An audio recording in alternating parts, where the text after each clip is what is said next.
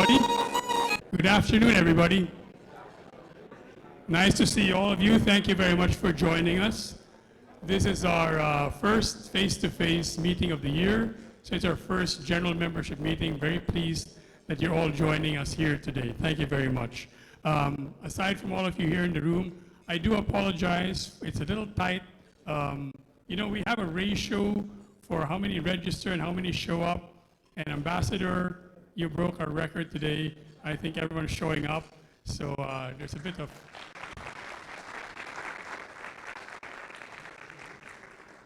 So we're finding tables and spaces for some of our other attendees today.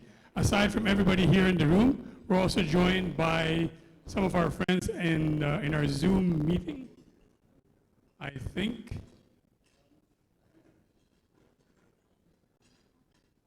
Are they there? And I will invite them to turn on their cameras if they're not in the middle of their own meal. Do we have it or no? We'll go back to them. Yes? No? Maybe.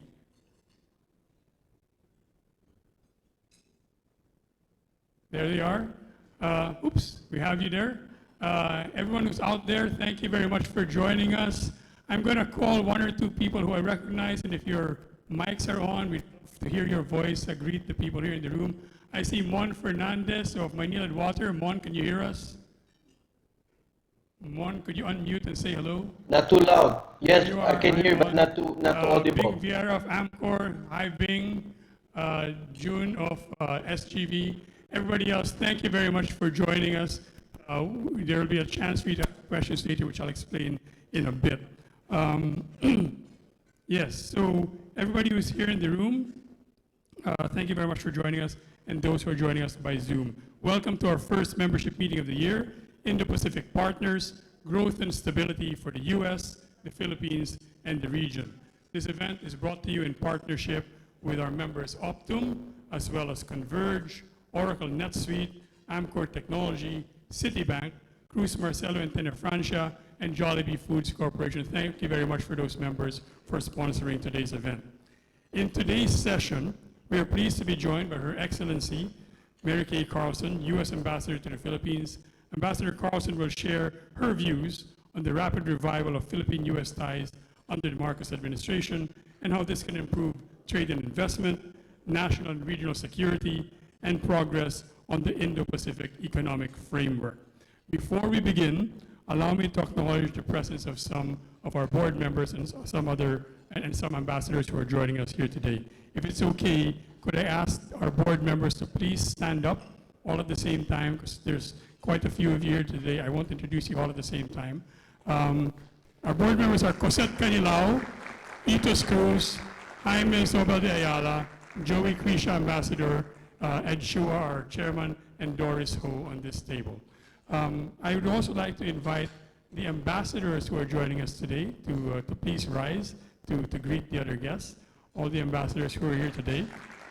We have, of course, Ambassador Babe Romualdez, our ambassador to the U.S., Ambassador Gerard Ho, everybody's best friend from Singapore. You see that laughter, that's guilty laughter. Ambassador David Hartman of Canada, Michel Bocuse of France,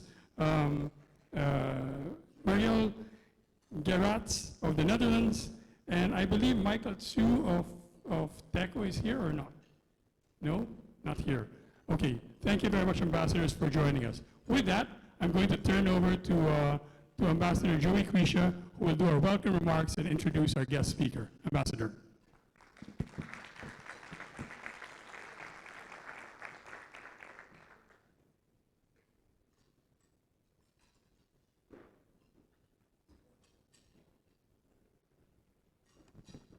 Thank you, Coco. Good afternoon, everyone. On behalf of the Makati Business Club and the Philippine-U.S. Business Council, it is my pleasure to welcome all of you to today's event. I'm, of course, very pleased to have Ambassador Mary-Kay Carlson speak at MBC's first general membership meeting of the year, because this is an exciting time for Philippine-US relations and an interesting and challenging time for the region.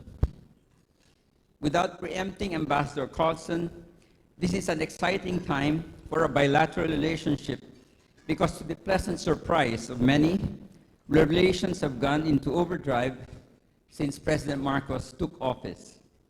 From 0 presidential visits to the US under the Duterte administration, we've had multiple meetings and calls between President Ferdinand Marcos Jr. and President Joe Biden, Vice President Kamala Harris, Secretary of State Antony Blinken, Defense Secretary Lloyd Austin, and Deputy Secretary of State Wendy Ruth Sherman, among others. Our dynamic relation is evident in the several developments that have transpired just in the past 2 weeks.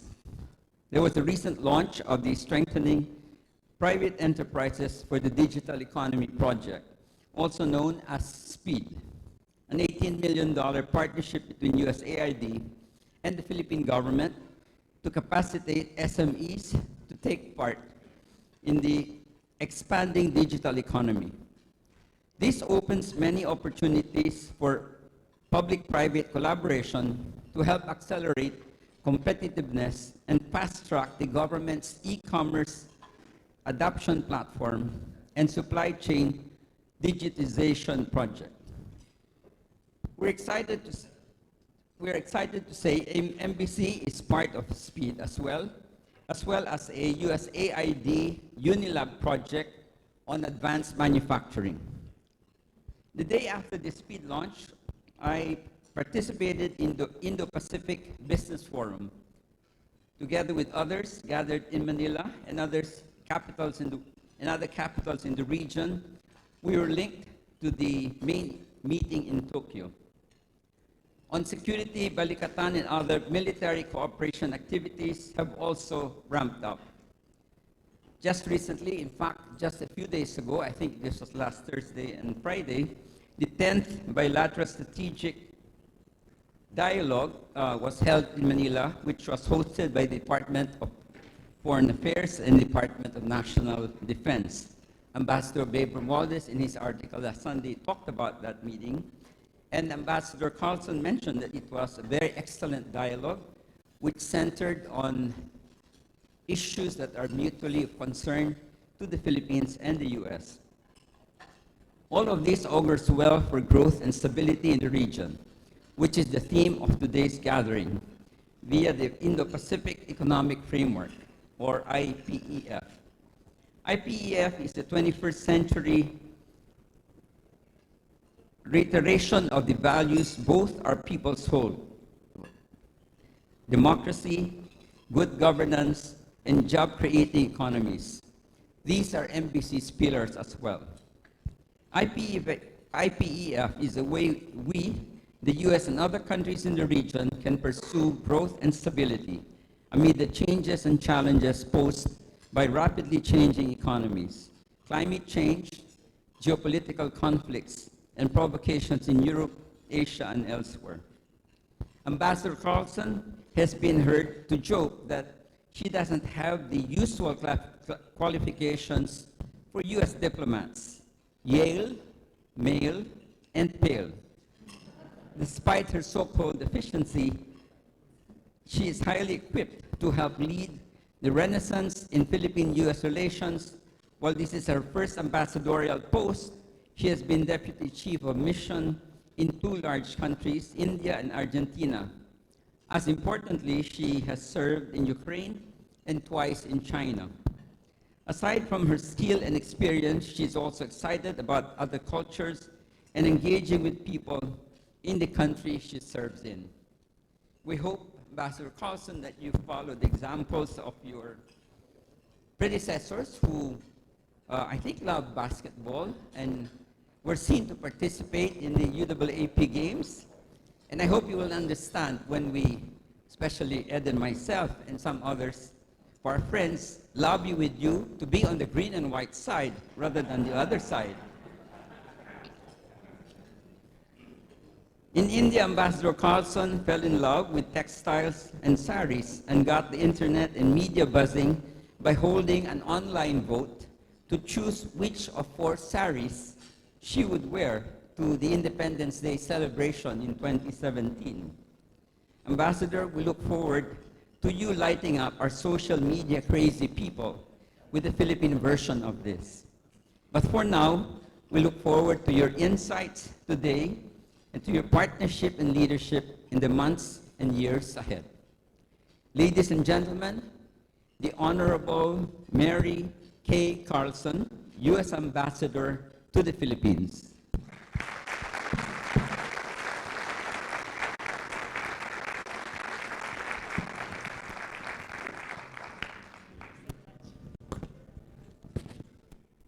All right, well, that, excuse me, was quite an introduction, not the usual one. I have to say, it's true I'm not male, pale, or Yale, but I have to give a shout out to my alma mater of Georgetown, which is also a good school, and my small liberal arts college in Memphis, Tennessee, Rhodes College. So we have lots of great universities, and I know around this room, no doubt many of you have attended universities in the United States or have children or relatives who have. So I'm very proud of our tradition. And I have to say, too, I'm not sure, it was very nice of you all to say that I am the draw for this, this august gathering here. But the truth is, I also heard this is the first in-person luncheon that the McCartney Business Club has had in 3 years. I think that's probably more likely to be the reason. It's called a revenge business lunch, I think, is what they say in the business. I have some remarks here that I would like to deliver because my team has prepared them. I don't want to riff too much. I remember when I was the one doing the drafting, I would say, just think in mind, just stick to the script, don't go off the. But I do really want to make sure that we have time. When you see 4 chairs up here, that's for the discussion back and forth. But before I get to the script, I also want to give a big shout out to my counterpart and colleague, Babe Romualdez, who's here in the audience. We have come off a wonderful 2-day bilateral strategic dialogue in which our Assistant Secretary of State, Dan Crittenbrink, said more than just once, he said he complimented Babe Romualdez in Washington what he was doing and said, we're all just following the Babe Romualdez plan. So with that, I'm going to give some remarks here that are, I hope, do not violate the Babe Romualdez plan and show that, in fact, the U.S. and the Philippines really are synchronized. So I'd like to say a big thank you also to Coco and to his team for their participation in last week's Indo-Pacific Business Forum, which has already been mentioned here.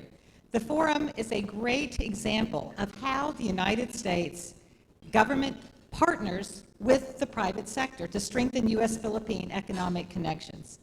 The IPBF illustrates an important point, one that everyone in this room for sure already knows, and that is economic relationships between countries are not determined by governments alone. Governments like to take credit for things like trade and investment, but the fact is our countries would not have either without the private sector. It's the reason why I'm here today and why I'm so pleased to speak with this august group. And I know how august they are. Doris Ho was telling me the Makati Business Club chat, that's pretty much her go-to on everything related to news and business here. Today I would like to talk about how I view the trajectory of our economic relationship and about several engagements that will be of interest to you as members. Simply put, we have great momentum to support greater government-to-government collaboration as well as private sector engagement. President Marcos's visit to the New York Stock Exchange last fall and his meetings with American business leaders delivered a strong message to U.S. companies that the Philippines is open for business. A relatively stable peso makes the Philippines an attractive investment destination for American companies. I recently met with executives from one American company who said they're planning to invest in a Philippine-based service center that will create over 1,000 jobs. They credited, in their words, the positive tone of the relationship, particularly President Marcos's outreach, as one reason for their investment plans. Investments by U.S. companies in the Philippines have significant economic impacts. We hear about more deals, both big and small, every week. And we also hear that warm relations are why more and more American companies are coming. Trade is also thriving. While the final numbers are not yet out, total trade in 2022 will top $33 billion US, a record. Philippine exports to the United States will exceed $21 billion US, which will make the United States, again, the Philippines' top export market. Government cooperation is moving forward as well. Last week, we held the 10th Bilateral Strategic Dialogue, where representatives from our two governments discussed the full range of our relationship: economic and development issues, rule of law, defense and security, global and regional challenges. We made progress in a number of areas, and I'd like to share just two of those notable deliverables from our discussions last week. One is in the area of civil nuclear cooperation. Our governments agreed to hold in the coming weeks the first official consultations to prepare for 123 agreement negotiations. Completing a 123 agreement will allow for greater civil nuclear cooperation, including the export of nuclear technology. This will be the first step in bringing nuclear power to help address the Philippines' energy needs. Another significant deliverable was in the subject of trade missions. We agreed to support multiple trade missions in 2023. These will bring U.S. exporters involved in agriculture, energy, technology, and other industries to the Philippines to explore business opportunities. And in May, we will also take Philippine companies interested in investing in the United States to the Select USA Summit. Haynes, from our Foreign Commercial Service at the Embassy, will provide additional information during our Q&A session if there's interest. And I do hope that we have at least a few of the Makati Business Club members join our delegation to Select USA. I've spoken about expanding trade, increasing investment, and productive policy discussions. But before I finish, before we get to the real fun, which is the Q&A, I want to return to something I mentioned at the beginning of my remarks. I want to underscore that none of these successes would be possible without the robust private sectors from both of our countries. Successful companies like those in the Makati Business Club, as well as major U.S. companies, possess the resources, innovation, and resourcefulness that make trade and investment work. Through our connections with you and through our discussions together, my embassy team and I assist U.S. companies with finding strong Philippine business partners. Together, we are better able to identify sectors like energy, critical minerals, or semiconductors in which to invest and provide technical assistance. We use your feedback to shape our development programs so that they are not based on U.S.-only ideas, but instead are based on ideas with local expert input, which is vitally important for meeting the development needs of this country. And when the Philippines is strong and developed, the United States is strong. As I heard our Assistant Secretary Dan Crittenbrink say, we have your back and we know you have ours as well. One of my top jobs as ambassador and of our embassy's economic and commercial teams is to strengthen U.S.-Philippine economic ties, both to support our American businesses and to help strengthen the economy of the Philippines, our esteemed treaty ally. In short, we need to work together to make that happen. Now, I've talked long enough, and I know that we have time in the Q&A session where I'll be joined by Chip Gamble. I know everybody knows Chip. He's been here for about 3 years this go-round, but had a previous tour in the Philippines as well. He's our embassy's economic counselor. And Haynes Roberts, relatively newly arrived with the Foreign Commercial Service.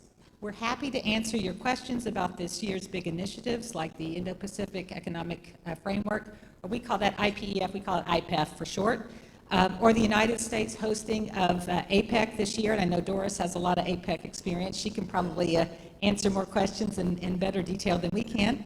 Our trade missions that are coming up, or any other issues or questions that you may have. We're here because this engagement is vitally important to both of our countries. I'd also like to turn the tables a bit. We really want to hear your ideas. I'm thrilled that this is such a large session. We had thought it was going to be a smaller group where we could have a little bit more give and take. I hope the fact that we have a good representation here and a lot of people doesn't mean that you'll be shy in offering up your suggestions for how we can work better together to strengthen our economic relations even further.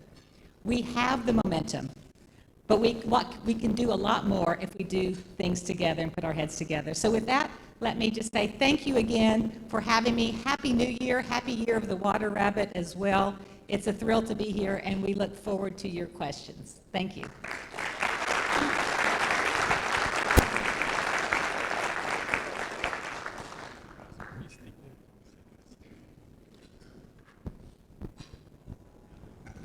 Could I invite Chip Gamble, he's the economic counselor at the embassy, and Haynes Roberts, he's the U.S. commercial representative to the ADB, to join us here at the stage for our discussion. We have about 30 minutes. Please don't be shy. If you have questions, raise your hands already. If you're joining us by Zoom, write it on the chat box so we'll get to them as quickly as possible. If you have a question, please raise your hand, and one of my colleagues, that's either going to be Tricia over there or Bianca over there, will come to you with a mic so you can ask your question. Please raise them as early as now, and once we see a hand, we'll be calling on you. But I'd like to begin by asking the ambassador. First of all, Ambassador, this is not our first lunch meeting. It's our first lunch meeting this year. You are the draw. But I think it's also just everything that's happened in the last 6 months. To be very frank, I think a lot of us were wondering whether there would be stronger ties with one country versus the other, and I think many of us were caught by surprise with how rapidly the U.S.-Philippine relationship has sprung. Maybe my first question, Ambassador, is how strategized was that? It seemed like once President Marcos was elected, pardon my French, sorry to the French for saying pardon my French, you were all over him. You know, the U.S.-Philippine relationship stands on its own. We don't do anything here in comparison to any other country. I see my colleagues in the room here. They feel the same. This relationship is vital to U.S. interests. We have a long, strong, significant bilateral ties across the whole spectrum of human endeavor. Honestly speaking, if you were to take a big wheel of and think of a pie chart, and every realm of human endeavor is there, and you spin that dial. In some bilateral relationships, let's be frank, you land on one aspect, and it's like, well, that one's not really critical to this bilateral relationship. Spin again. But for U.S.-Philippines, wherever it lands, whether it's on cybersecurity, business ties, people-to-people engagements, university connections, 75 years of the Fulbright program here, the longest Fulbright program in the world, right, that we're going to be celebrating this year. Every single realm of human endeavor in which we engage, U.S.-Philippine ties are critical to that, are important. So I don't think it's surprising. I think if there's anything that might have been surprising is that for a period it was dampened down a bit, and I think a lot of that also had to do with the pandemic, which just really wreaked havoc with every relationship in the world. We have a poll. Is the poll ready? Ambassador, you asked us to share some ideas, and aside from the questions you'll hear here today, we have a little poll. If you can hold up your phones and aim it at that QR code, you'll see a bunch of questions come up, and if you could answer them, we'll get back to them. And give the ambassador your feedback on those questions. So please keep that up for a while, and everyone who can point their camera to that, please do. Before I turn to the questions, Ambassador, I heard from my staff, apparently Ambassador Quisha has better staff work than I do, that you were very interested in the PBA games. Yes, but it's actually any sports. My father, who sadly passed away in September of COVID, he was 90, so he had a nice long life, but he was a high school football coach, American football. And so we grew up always, and I had two brothers in sports, and they both played basketball. My dad refereed basketball games, but going to sports all the time. And you know, that's another realm, that pie chart I talked about. If it lands on sports, that's another area where we're strongly connected. But I have to say, not only is it like pro basketball, college basketball, but today, I am officiating at the opening of the American Embassy Ambassadors Cup basketball game. Now, it may not be quite as high level of play, but we have 9 intramural teams, and let me tell you, I'm sure their heart will be in it as well. So I'm glad you asked about basketball. It's on my agenda this afternoon. You know, I know that sports is on the dial. I don't know why you bequeathed basketball to a country with such tall people. It really helps. We could have done with baseball or something. But you know what? The Hong Kong team was a lot taller. That didn't stop the Philippines from excelling and winning that tournament. So the size is the height is not the only factor. It's the heart that you put into it as well. Last question before I turn to the audience. Ambassador Quisha talked about the green and white versus what the other team is. The blue and the maroon, I think. Yeah, I think you are in the PBA Pro Ginebra. Is that correct? Well, that's what I understand. That is what the grassroots team. And it was easy for me in this particular championship because it was the only Philippine team in the final. But I will say, negotiating the politics of basketball here may be my hardest diplomatic challenge yet. It's 37 and a half years. I'm going to steer clear of that one, and I have to worry now. They told me when I first got here, you know, pink, yellow, green, you know, red, and politics and you know, elections, and now I have to worry about green, maroon, blue, a different set of colors. So it's quite complex for those of us coming in from So let's see, overseas. diplomatically, green or blue? Green and blue make aqua, sort of it's combined together. There you go. Very diplomatic cop-out. Thank you very much, Ambassador. We have some questions from the audience. Bianca, you have the first one? Yes. Please introduce yourself, and please keep the questions short because we have limited time. Thank you very much. Yes. My name is Kamrul Tarafdar. I'm representing a foundation. It's called ASA Philippines Foundation. Ambassador Quisha is in our board. We work across the country helping 2.2 million families, and we have very strategic interest and deep interest across BARM. Probably that's one of the reasons I'm asking these questions. Our services, including Sharia compliant finances in the BARM. What is your government's plan? I know you have plans, but on the Marawi rebuilding, if we know, because a good number of beneficiaries are serving there, and definitely will help. It's 6 years is a very long time on the rebuilding. So what's the plan of your government or your embassy in terms of rebuilding economically, help, as well as your diplomatic contribution to the government to go forward with the rebuilding of Marawi?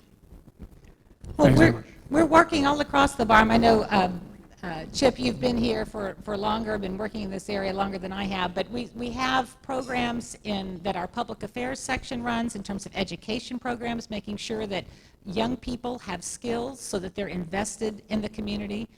We have American Corners in the region as well, so that young people are made aware. I talked about our vaunted universities, made aware of scholarship opportunities outside so they get a broader perspective and then can bring back that perspective to their communities. But Chip, I don't know if you want to add to any specifics, but USAID has a number of programs also working to provide skills. We also have, our militaries work together as well on projects to make sure that weapons are recuperated as well. So, but Chip, do you want to add more specifics there? Adding to what the ambassador said, the BARM is a region that faces a lot of challenges, has a lot of rebuilding to do. The United States is active in the donor coordination groups. As the ambassador said, USAID has a number of programs down there. We've worked with the U.S. Philippine Society that's brought business delegations down there to show them that this isn't a place that you need to be scared of, that there are opportunities here.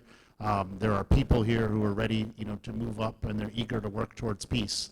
And so the United States is ready to be a partner with you on the peace front, on the security front, and on the economic prosperity front, and then lastly, on the education front. And so we have programs in all of those areas that we plan to continue. And I see my ambassadorial colleagues from other embassies are also involved in the region. And we do, I think Chip mentioned an important point on donor coordination meetings. If we all had tons of time, tons of money, we wouldn't have to coordinate. But resources are limited and time is short. And so we get together, and that's one aspect of what the U.S. Embassy does. We provide a convening mechanism to get donors together, and also working groups on energy security, food security, other issues, so that we're not needlessly duplicating efforts and that we can target assistance in ways that have the most impact. Thanks very much. Next question. Ambassador, while we wait for that next question, I don't know if you can see behind you, if you don't mind. This is the answer to the survey on what I wonder why this business audience is interested in trade and investment, number one. Maybe let's scratch it out as kind of bias. And defense cooperation, of course, and then digital economy. I'd like to ask Ambassador Chip and Haynes, is this kind of square involvement or engagement is in the Philippines? Ambassador first. Well, it's certainly, it's reflective of the interest in this room. That I will say. But, you know, I go back to that wheel of human endeavor. It's hard to say any single area takes precedence. It's at any single moment, we're working across the whole spectrum of activities to promote U.S. interests and to promote Philippine interests, because our interests are intertwined with yours. And nowhere is that more evident than in the field of trade and investment. Now, notice I said nowhere is it more, but that doesn't mean that is the most, because certainly defense and security. If you don't have defense and security, trade and investment is going to go elsewhere. So establishing peace and security in Indo-Pacific. And that's why when you look at President Biden's Indo-Pacific strategy, you're looking at free, open, prosperous, secure. All of those are intertwined. You can't pull the thread and say, well, we're just going to focus on the economic and investment and trade aspects. That doesn't make sense. I certainly makes sense for everybody in this room to prioritize trade and investment, but we at the end, and also for Chip and Haynes to prioritize that. That's the portfolios. But we also have folks working at USAID in our public affairs section, in our political section. We have a very large military program here. We have so many, in fact, we are going to be welcoming again to the Philippines quite soon. It's already been announced in the press. Our Secretary of Defense, Austin, will be here again. So those issues are essential. I think I'm sure Babe Romualdez would say the same, or Babe, do you have a different answer than the one I just gave? We're all following the Babe Romualdez plan, so I have to. Okay, but I don't know, Chip and Haynes may want to add some more on the trade and investment, because it's vitally significant, no doubt.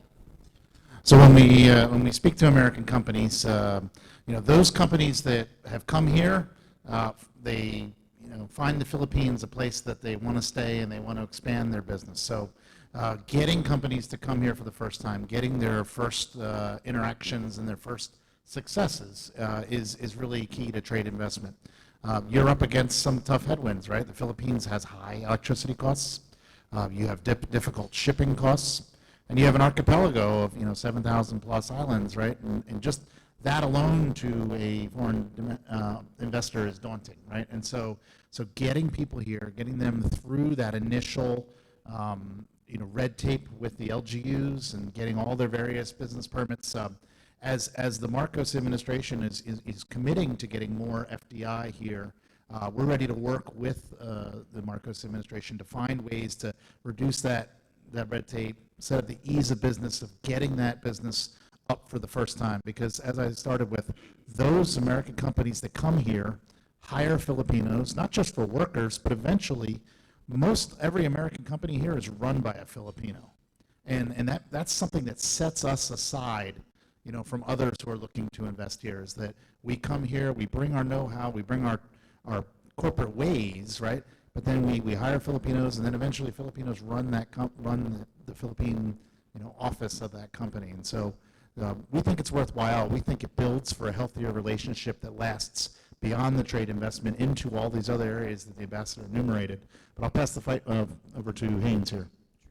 Thank you, Coco. I'd like to address this from the ADB perspective, but before I do, I just want to thank the Makati Business Club for the delicious lunch today. I'm subbing in for my counterpart, who is the Senior Commercial Officer for the bilateral relationship between the Philippines and the U.S., Paul Taylor.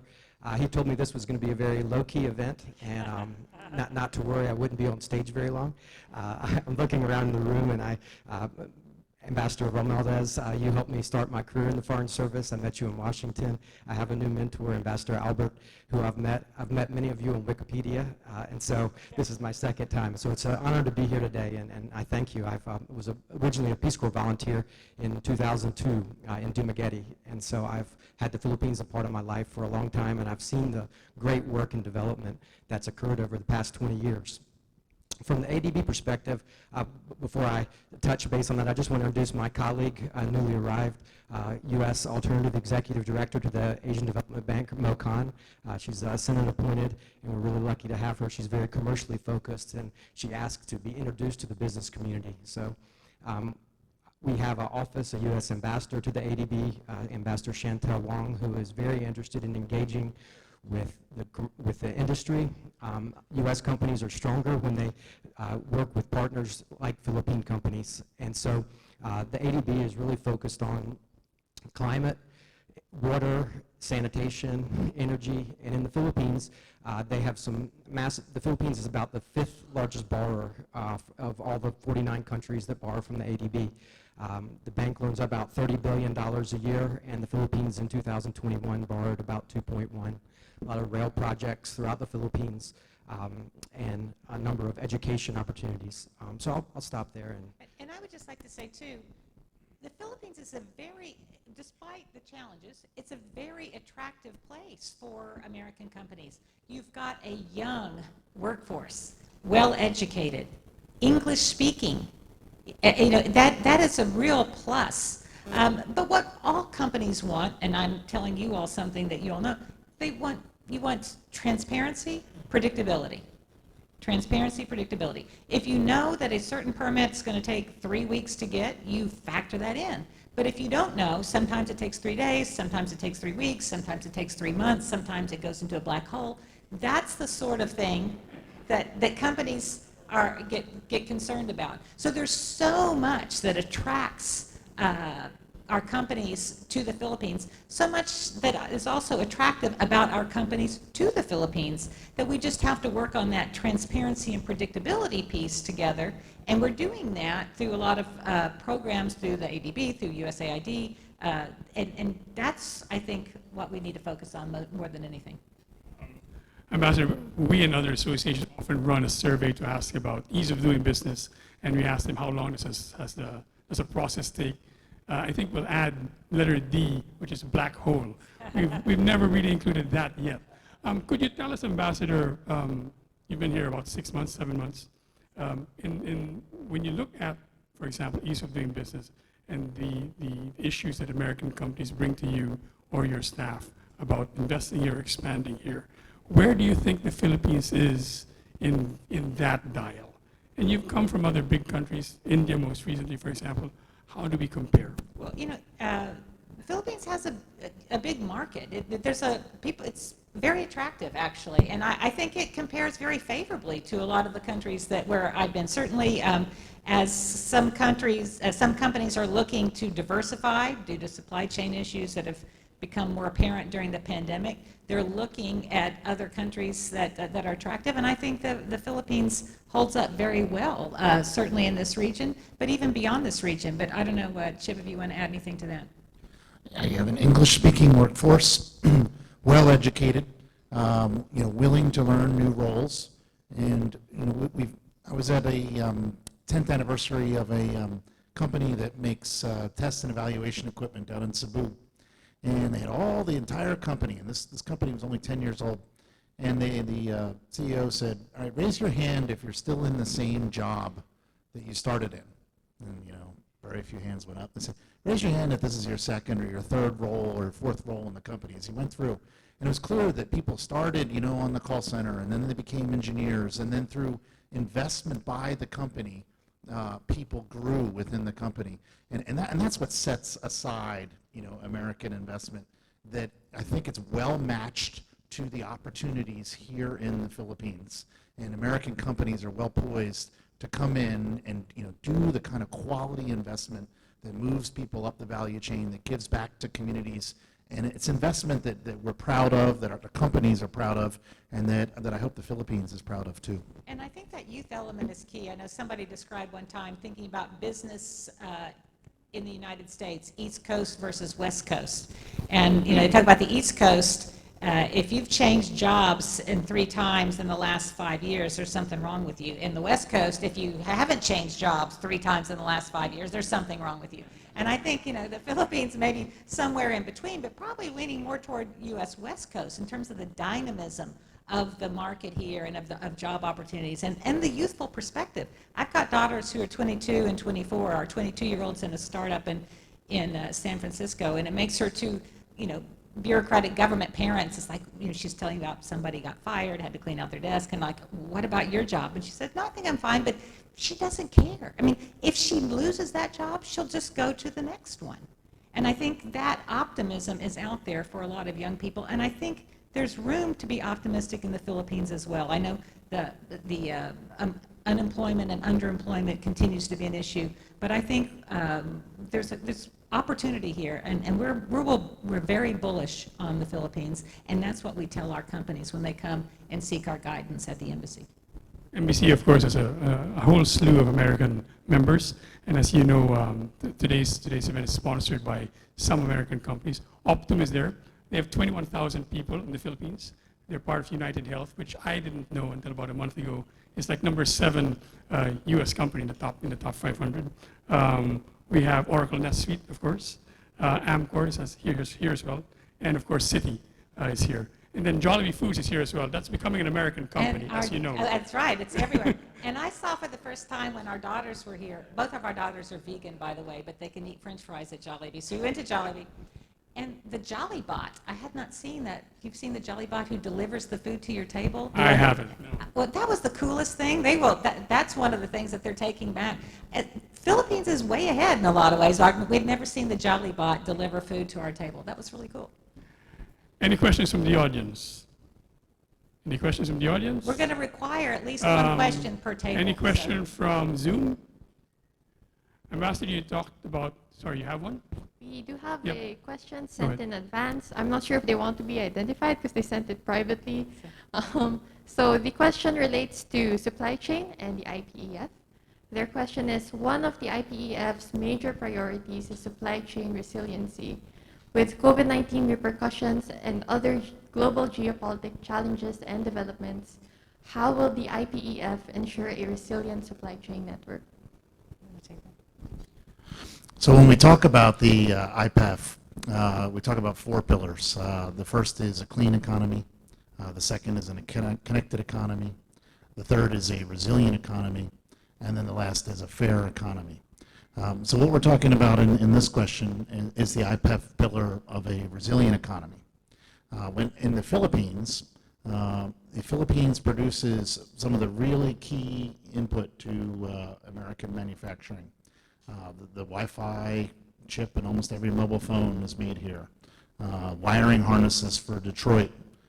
During the peak of the COVID pandemic and PAL flights weren't, fully occupied, they were literally ripping the seats out of Philippine Airlines flights and flying wiring harnesses to Detroit. So you're already a key point in the supply chains, in resilient supply chains. And as the world, went through this experience of the pandemic and seeing where, supply chains when they were tested were not resilient, we're looking to diversify. And not just we, but the 14 members of the IPEF are all looking to diversify and make sure that the supply chains can support the kind of advanced manufacturing, the economies that we have and where they're going forward.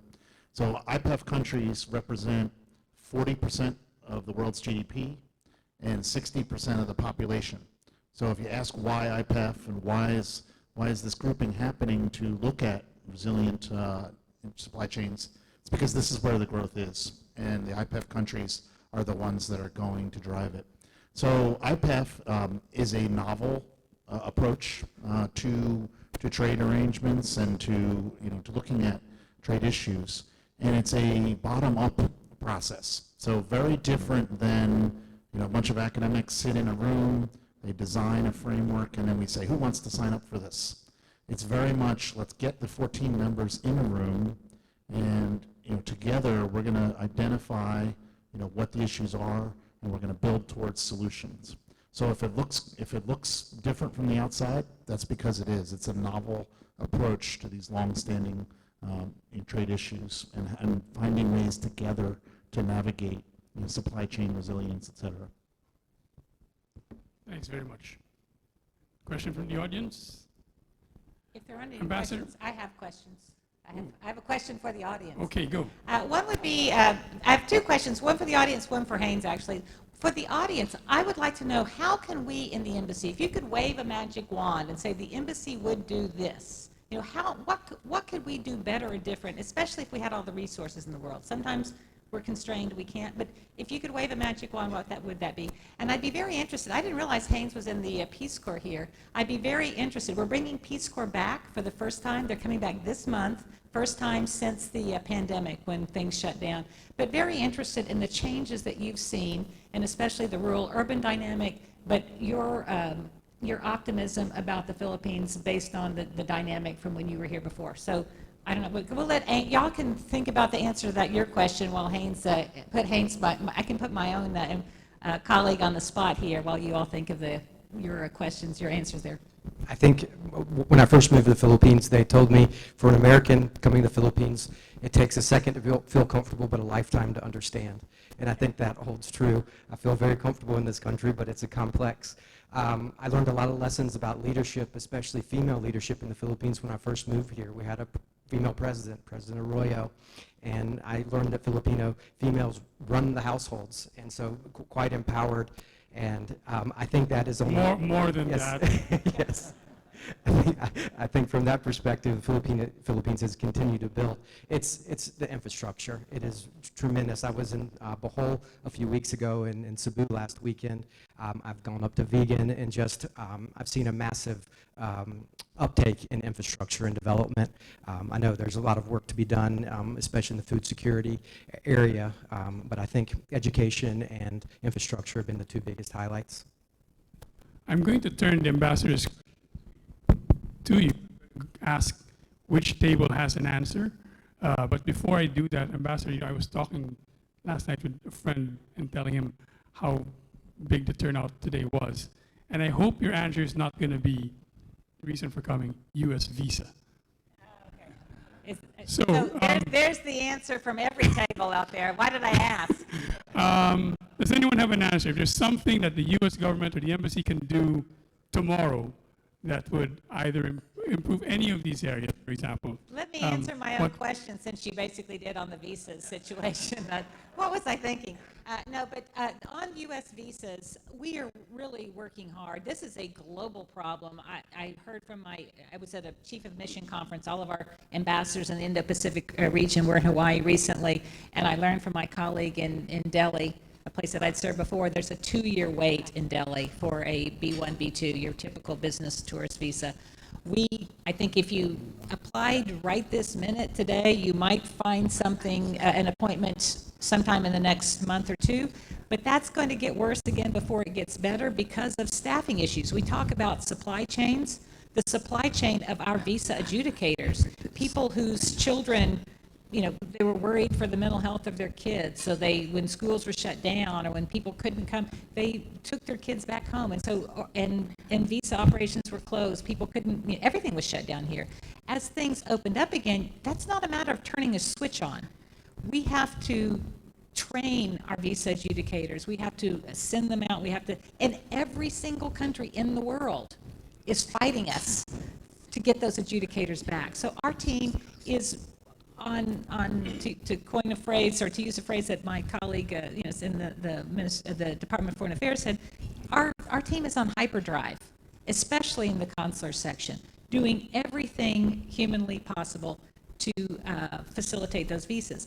But we also have a variety of visas Doris obviously probably wants us to give priority to the C1Ds, the seafarers. We have people in the healthcare industry who say, what about the nursing visas? We have immigrant visas who say, you know, my fiance or my brother or my spouse. And then we've got someone saying, you know, I need heart surgery. The heart surgery goes to the front of the line. We do have a mechanism on the internet for anything urgent, certainly anything life-threatening, but even urgent business requirements. We also have, I mean, talk to Chip, if you have an urgent business commitment, something especially that's going to be a net win for trade or investment for either one of our countries, talk to Chip. There are mechanisms, limited though they may be, to put critically important visa applicants at the top of the queue. We can't do that with everyone, but we do have a criteria. And some of that can be done without even going to CHIP. You can go straight to the internet and list, especially if it's a health issue or a problem. So we want to help in any way we can, but we're working, every single visa, U.S. visa operation everywhere in the world faces the same constraints. For CHIP, that's 1-800-999-CHIP for that. I know. And I should say, CHIP is for our valued business contacts in this room, but the place to go really is the internet, and we do prioritize urgent cases where there's an urgent need to travel. I know Ambassador Queens has a question, but before that, you know, sorry. You asked for an answer, right? Yes, before your answer, Ambassador. Right outside, there's a photo booth. I do hope you all pass by there. And I understand that some of those photos are passport size, and we'll raffle a visa to go with it. So please pass by that photo booth afterwards. Ambassador. You said earlier, Ambassador Carlson, that for trade prosperity to continue in the region, peace and stability are essential. So I will address the second question, enhance defense cooperation. And my answer is joint U.S.-Philippine patrols in the West Philippine Sea. And I think we have Ambassador Romualdez here, perhaps to convince our president to consider that. Because I know on the U.S. side, I think the U.S. is prepared to do that. But I'm not sure whether the Philippines is, but I think that would certainly contribute to an enhanced defense cooperation. Thank you. Thank you for that. I think when any type of combined maritime activities that enhance the safety and security of the Philippines is vitally important. That's not just protecting lives, it's also protecting livelihoods. So many fisher folk, have their lives wrapped up in fishing. And so the United States wants to do everything possible. There's an array of activities that we can do. We're certainly working very closely with the Philippine Coast Guard in that regard. So whether it's joint patrols or any other activities, there's a variety of things that we're looking into. But the important thing is that it be done in conjunction with our Philippine partners. The United States doesn't make any determination about what we must do. We don't hand down sort of diktats in any way. It's a combined assessment. What do we need to do? How do we do it? And that's being evaluated all the time. Our two militaries have a long history of very solid cooperation. We have close to 500 engagements on a yearly basis. Now, some of those engagements are as large as, say, the Balakatan exercise that involves thousands of soldiers and airmen and Marines on both sides. But there are also other smaller engagements on assessing needs, coming up with combined solutions that make sense to preserve the stability, the security, the safety, to protect the lives and the livelihoods of both of our people. That partnership is vitally important. So thank you for mentioning that. That's certainly something that we're working with our Philippine partners on. Could I turn to Ambassador Babe if you would like to respond to that? Well, I think just to add to what Ambassador Carlson said, there's really no need to convince our president. Our president's convinced that our relationship with the United States is a very important one. It's a priority for his administration, and we are working with the United States on several defense measures and what we're going to do. I think in the next couple of months you will see more activities as far as our defense cooperation with the United States is concerned. So it's part of the program, and I think that we're going to have this enhanced patrols of the West Philippine Sea fairly quickly. Thank you. Thanks very much. I have time for one question from the audience, if somebody is Question or answer. saving it up. Question or answer? Over here, question or answer? Maybe a very primitive question, but Please introduce yourself. I know you, but please. Bimbo Mills from the automotive and coconut industry. Okay. I've been marginally or substantially participating in discussions before on TPP. And I'd like to know to what extent is the Indo-Pacific initiative similar, different from TPP? As we know, that has been canceled before. It was more an market access issue and tariffs and what have you. Is this similar or dissimilar in that sense? Thanks very much. Ambassador, if you allow me to make this the last question, I'll just add to what Bimbo said. IPEF seems to be the big agenda for the region of the Biden administration.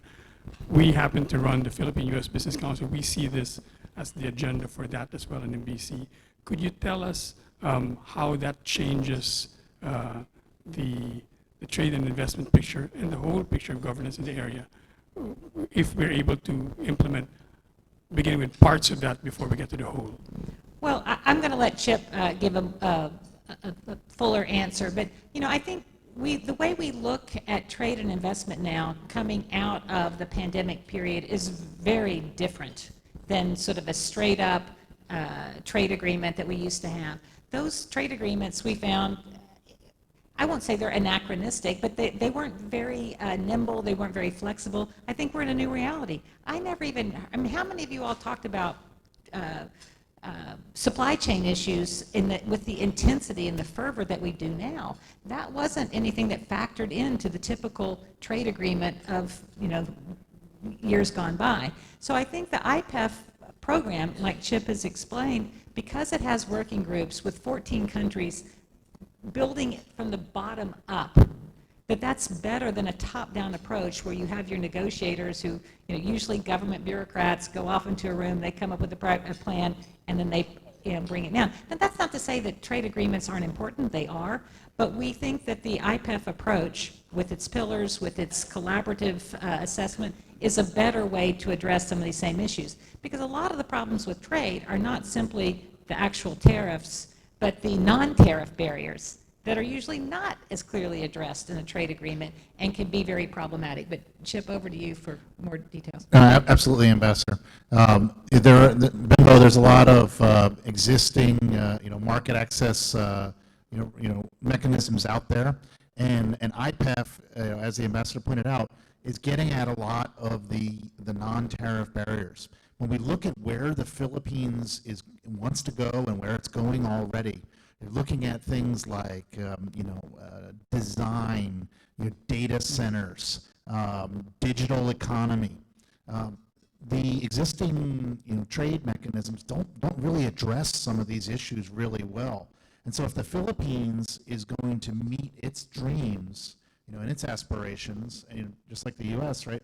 We're all moving in these directions, and we find that we have these commonalities, and then that we need to get in there and talk about these difficult non-tariff, non-market access issues, so that we can we can develop standards and ways of doing things. Like I said earlier, 60% of the world's economy, 40% of the GDP, and we're all moving into these higher tech areas. And so we want to move in there together and write the rules of the road together from the bottom up. I would just add to that from the ADB perspective, IPEF and ADB have a lot of overlap in their priorities, and we feel it at the ADB. Just in the last year, we've had USAID sign an MOU with the bank. We've had USTDA sign an MOU with the bank to work on feasibility studies. DFC is in the region, which is the former OPIC. Exim Bank is very focused on the region, so we really feel like there's a whole of government approach to the region that can help U.S. and Filipino businesses engage in this country. Thanks. I'm going to end with the Ambassador. Ambassador, we're at the start of the year, whether you started on Jan 1 or 2 days ago, what is exciting you about the agenda for this year?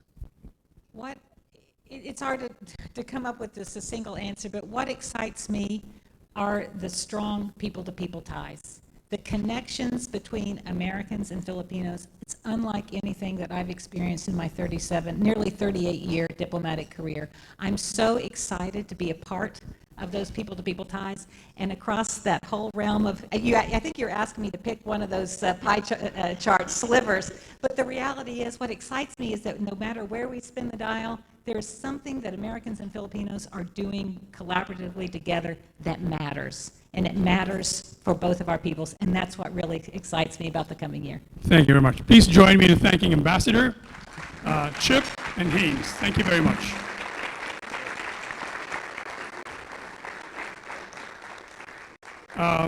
Ambassador, if you'd stay a moment, I'd like to give you a token from NBC. Chip, Haynes, thank you very much. And I'll also call up in a moment the members of our board to join the ambassador for a photo. Ambassador, I understand that you and your sister have a contest. Could you explain what the contest is? We have lots of contests, but I have a wonderful sister a year younger than I am. Is this about mugs? We've been collecting Santa mugs. We have a contest, and she has way outpaced me on that. But in any case, I have a special mug coming up here. Is this right? Well, okay, it's wrapped too well, so I won't open it. We looked for a good mug. We couldn't find one. We're getting you a Santa canister. But this just means that when we do find that good mug, we'll invite you back, and you'll come back just to get that mug. Thank you. Thank you very much. You guys really do your research, and thank you so much. That's very kind. Ambassador, would you have a seat again? Could I ask our board members to join the ambassador for a photo?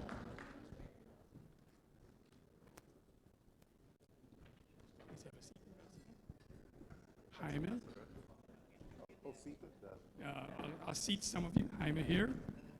Ed and Itos in the back. Yes. Ambassador. And Ed, yeah. Jaime, please. Please have a seat. There's a reason you're sitting.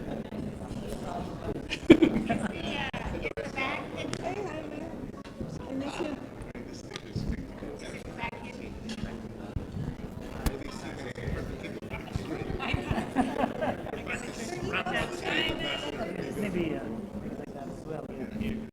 Okay.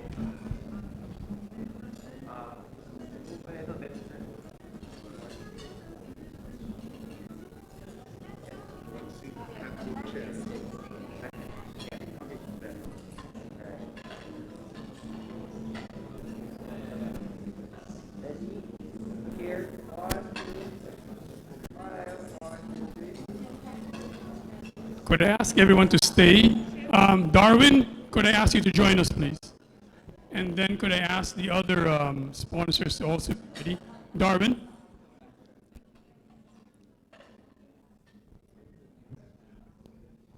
Bianca, please prepare the others.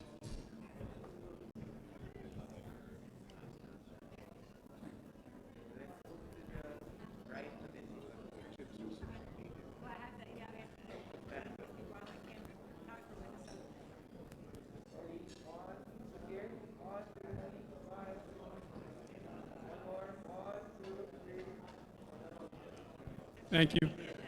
Ambassador Ed, Jaime, and Ambassador Quisha, could I ask you to stay for one more photo? Ambassador over there. Okay, thanks so much. Thank you for mentioning me. Thank you again, Ambassador. Thank you.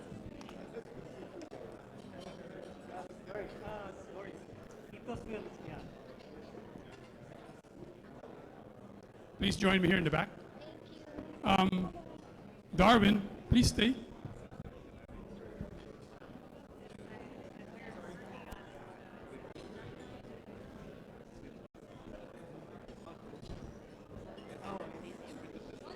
Yep.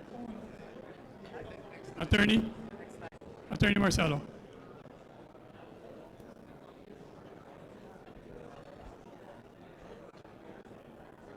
Okay.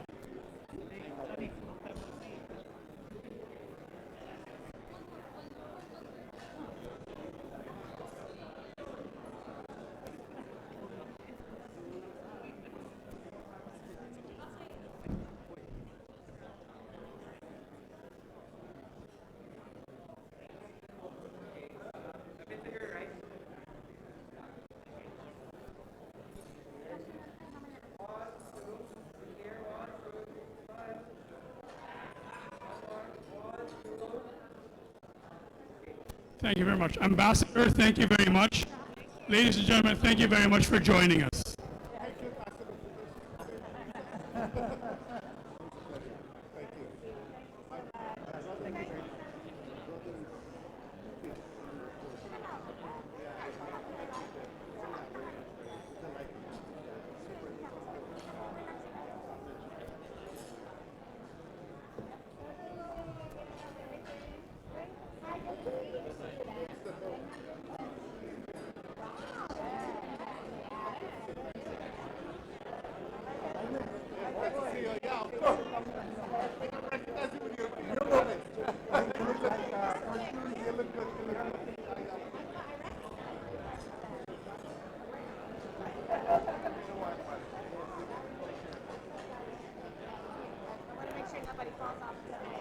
I just wanted to say my dad went to the H.E service. He was lucky. How about that? Yeah. We have one more shot, Darwin.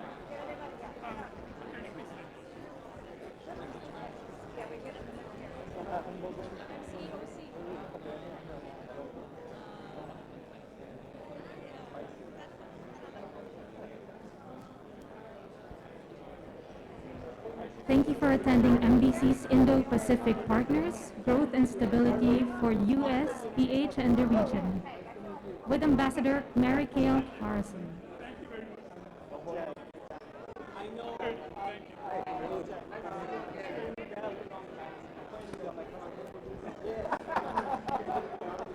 Stay up to date on MBC events, activities, and advocacies by following us on social media. We also invite you to join us in our upcoming events. January 25 for the ESG Executive Series, February 2 for MBC Israel Embassy Tech and Innovation Showcase Session 2, February 3 for the F2F session with DOF Secretary Benjamin Jocko, and February 23 with F2F with NEDA Secretary Arsenio Balisacan. Thank you again for attending. Have a good day.